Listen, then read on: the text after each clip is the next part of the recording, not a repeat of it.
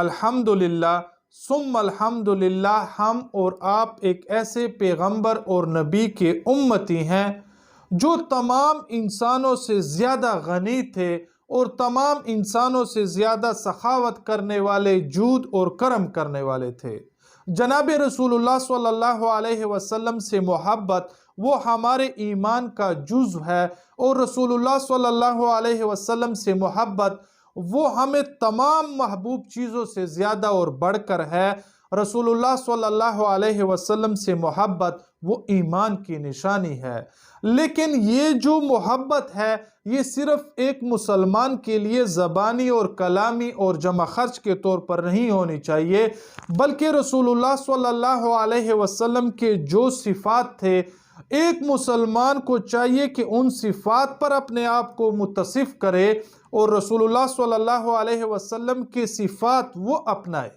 رسول اللہ صلی اللہ علیہ وسلم چونکہ اخلاق کے اعلیٰ مرتبے پر فائز تھے، جناب نبی کریم صلی اللہ علیہ وسلم جو تھے وہ سب سے زیادہ غنی تھے۔ اب غنا جو ہے وہ پیسے اور روپے کی کثرت کا نام نہیں ہے، بلکہ غنا جو ہے وہ اصل غنا قلب کی غنا ہے اور دل کی غنا ہے۔ رسول اللہ صلی اللہ علیہ وسلم جتنا غنی شخص اور رسول اللہ صلی اللہ علیہ وسلم جتنا سخی شخص اور رسول اللہ صلی اللہ علیہ وسلم جتنا جواد اور کریم شخص وہ انسانیت نے آج تک نہیں دیکھی، اور رسول اللہ صلی اللہ علیہ وسلم کی طرح سخاوت وہ چشم فلک نے کبھی بھی نہیں دیکھی ما سوائے رسول اللہ صلی اللہ علیہ وسلم کے۔ حضرت جابر رضی اللہ تعالی عنہ فرماتے ہیں، ما سئل رسول اللہ صلی اللہ علیہ وسلم شیئا قط فقال لا۔ رسول اللہ صلی اللہ علیہ وسلم سے کوئی ایسی چیز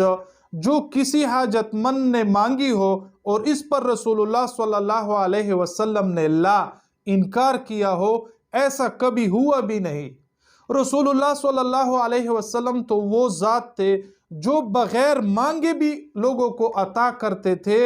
اور اپنوں کے علاوہ غیروں کو بھی عطا کرتے تھے۔ رسول اللہ صلی اللہ علیہ وسلم کے مبارک زبان سے کلمہ شہادت کے لا کے علاوہ اشہد اللہ الہ، اس لا کے علاوہ کبھی لا کا لفظ نہیں نکلا، اور رسول اللہ صلی اللہ علیہ وسلم کی سخاوت جو تھی وہ ہر عام اور خاص کے لیے تھی۔ حضرت ابو ہریرہ رضی اللہ تعالی عنہ فرماتے ہیں کہ رسول اللہ صلی اللہ علیہ وسلم نے عام اعلان فرما رکھا تھا کہ من ترک مالا فہو لورثتہ ومن ترک دینا فعلی۔ رسول اللہ صلی اللہ علیہ وسلم نے عام اعلان فرما رکھا تھا کہ جو شخص بھی فوت ہو جائے اور اس کا مال اس کا رہ جائے فَهُوَ لِوَرَثَتِهِ، تو وہ مال جو ہے اس کا، اس میت کا اور اس مرحوم کا، فَهُوَ لِوَرَثَتِهِ، یہ اس کے ورثاؤں کے لیے ہے۔ اور اگر کوئی ایسا شخص فوت ہو جائے کہ جس نے اپنے بعد کوئی مال وغیرہ نہ چھوڑا ہو بلکہ اس پر دین ہو اور قرض ہو، فَهُوَ عَلَيَّ، تو رسول اللہ صلی اللہ علیہ وسلم نے اس شخص کی، مرحوم شخص کا جو قرض تھا اس کا بوجھ بھی رسول اللہ صلی اللہ علیہ وسلم نے اپنے ذمہ لے رکھا تھا۔ رسول اللہ صلی اللہ علیہ وسلم جو تھے وہ اتنے زیادہ سخی تھے کہ رسول اللہ صلی اللہ علیہ وسلم کے پاس جو کوئی بھی حاجت مند آتا اور اس وقت رسول اللہ صلی اللہ علیہ وسلم کے پاس کوئی چیز اگر دینے کے لیے نہ بھی ہوتی تو رسول اللہ صلی اللہ علیہ وسلم اس حاجت مند کی حاجت پوری کرنے کے لیے اور اس کی حاجت روائی کے لیے قرض لیتے، مگر اس حاجت مند شخص کو کبھی بھی خالی ہاتھ نہیں چھوڑتے اور نہ واپس کرتے۔ رسول اللہ صلی اللہ علیہ وسلم کے پاس جتنا مال بھی آتا، چاہے وہ عطایا ہوتے، ہدایہ ہوتے، رسول اللہ صلی اللہ علیہ وسلم کے پاس صدقات آتے یا مال غنیمت آتے یا جو مال بھی آتا، رسول اللہ صلی اللہ علیہ وسلم تمام مال کو فوراً تقسیم فرما دیتے، حاجت مندوں میں، بیواؤں میں، یتیموں میں، بے سہارا لوگوں میں، معذوروں میں اور بیماروں میں اور تمام انسانوں میں جو مجبور ہوتے اور حاجت مند ہوتے، رسول اللہ صلی اللہ علیہ وسلم تمام مال جو تھا وہ تقسیم فرما دیتے اپنے ہاتھ مبارک سے۔ اور اس طرح بھی ہوا کہ ایک بار رسول اللہ صلی اللہ علیہ وسلم کے پاس کوئی چاندی رہ گئی تھی، تو رسول اللہ صلی اللہ علیہ وسلم ساری رات بے قرار اور بے چین تھے۔ ام المومنین رضی اللہ تعالی عنہ نے اس کی وجہ پوچھی تو رسول اللہ صلی اللہ علیہ وسلم نے ان سے مخاطب ہو کر فرمایا کہ میرے سرہانے کے نیچے کچھ چاندی بچی ہوئی ہے، مبادا ایسا نہ ہو کہ میرے اوپر موت آ جائے اور یہ چاندی میرے مال میں ہو اور میری وراثت میں ہو۔ میں اس بات پر پریشان ہوں کہ یا اللہ میری روح تب تک قبض نہ کرنا کہ جب تک میں اپنا تمام مال جو ہے وہ غرباء، مساکین، حاجت مندوں، بیواؤں، یتیموں، بے سہارا اس قسم کے لوگوں میں تقسیم نہ کر دوں۔ رسول اللہ صلی اللہ علیہ وسلم کے پاس 90,000 درہم آئے تھے، تو رسول اللہ صلی اللہ علیہ وسلم کے پاس جو ہی 90,000 درہم آئے، رسول اللہ صلی اللہ علیہ وسلم نے اسی چٹائی کے اوپر کھڑے ہو کر وہ 90,000 درہم جو تھے وہ تمام غرباء اور مساکین، بیواؤں، یتیموں، محتاجوں اور ضرورت مندوں اور حاجت مندوں میں تقسیم فرما دیا۔ اور اس دوران ایک شخص آیا جس کے لیے رسول اللہ صلی اللہ علیہ وسلم کے پاس دینے کے لیے کچھ نہیں تھا، لیکن رسول اللہ صلی اللہ علیہ وسلم نے اس شخص کو کہا کہ آپ چلے جائیں دکان سے اپنی ضرورت اور حاجت کی چیزیں میرے نام پر لے لیں، جب بھی اللہ پاک مجھے مال عطا کرے گا تو میں اس کا قرض ادا کر دوں گا، آپ چلے جائیں اور میرے نام پر قرض لے لیں۔ اس دوران حضرت عمر رضی اللہ تعالی عنہ نے انتہائی ادب کے ساتھ رسول اللہ صلی اللہ علیہ وسلم کو مخاطب کر کے فرمایا، جس کا مفہوم یہ ہے کہ یا رسول اللہ صلی اللہ علیہ وسلم، آپ اس چیز کے مکلف نہیں ہیں کہ آپ کے پاس اب مال باقی نہیں بچا اور آپ انہیں کہہ رہے ہیں کہ آپ میرے نام پر قرض لے لیں، میں اس کی قرض ادائیگی کر دوں گا۔ تو اس پر رسول اللہ صلی اللہ علیہ وسلم نے حضرت عمر رضی اللہ تعالی عنہ کی اس بات کو ناپسند فرمایا۔ اس دوران رسول اللہ صلی اللہ علیہ وسلم کے مجلس میں ایک انصاری صحابی تھا، وہ کھڑے ہو کر کہنے لگا کہ یا رسول اللہ صلی اللہ علیہ وسلم، آپ دیتے رہیں، عرش کا جو مالک ہے وہ آپ کے مال میں کبھی کمی نہیں آنے دے گا۔ تو اس انصاری صحابی کی بات سن کر رسول اللہ صلی اللہ علیہ وسلم کے چہرے مبارک پر تبسم کے آثار نظر آئے، اور رسول اللہ صلی اللہ علیہ وسلم نے حضرت عمر رضی اللہ تعالی عنہ کو مخاطب کر کے فرمایا کہ باری تعالیٰ نے مجھے یہی حکم دیا ہے کہ میرے نام پر اور حاجت مندوں کو، بیواؤں کو، بے کسوں کو، غریبوں کو آپ دیتے رہیں، آپ کے مال میں کمی نہیں آئے گی۔ رسول اللہ صلی اللہ علیہ وسلم کی سخاوت اس حد تک بھی تھی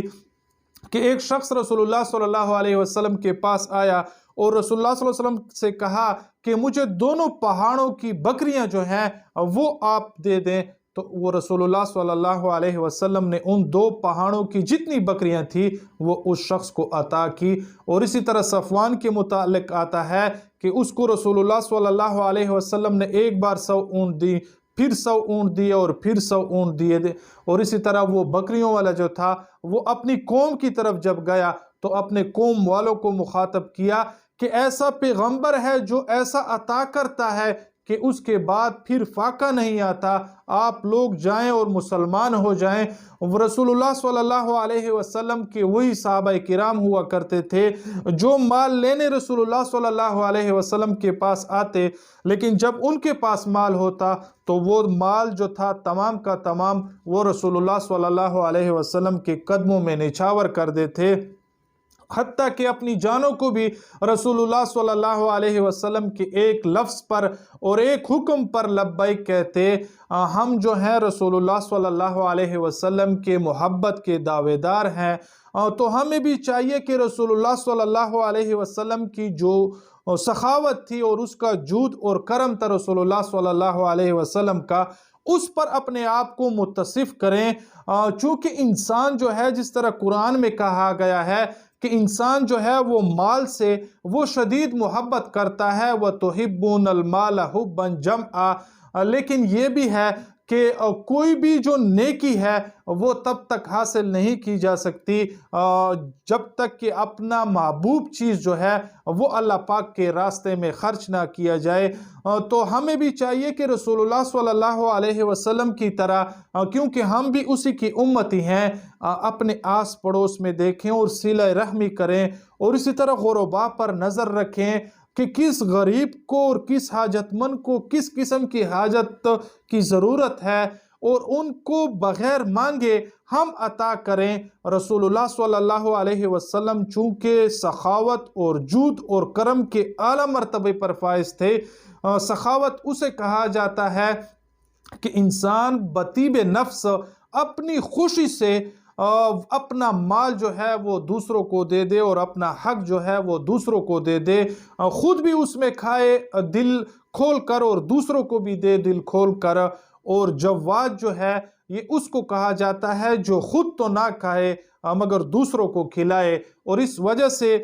چونکہ اس عربی محاورے کی وجہ سے تو اللہ پاک کو سخاوت کا جو صفت ہے وہ منسوب کرنا وہ صحیح نہیں ہوگا، کیونکہ سخی اس کو کہا جاتا ہے جو اپنے اوپر بھی خرچ کرے اور دوسروں لوگوں پر بھی خرچ کرے، اور اپنا حق جو ہے وہ دوسروں کو بھی دے۔ اور جواد جو ہے یہ اس کو کہا جاتا ہے جو خود پر تو خرچ نہ کرے بلکہ دوسروں پر کرے، جس طرح کہ رسول اللہ صلی اللہ علیہ وسلم تھے جو خود تو ایسی کوئی چیز وہ اپنے اوپر خرچ نہیں کرتے تھے بلکہ اوروں کے اوپر خرچ کیا کرتے تھے۔ تو اس لیے اللہ پاک کی طرف سخاوت کی جو صفت کی نسبت ہے وہ درست نہیں عربی محاورے کے مطابق۔ ہاں البتہ جواد جو ہے یہ صفت باری تعالیٰ کے لیے ہے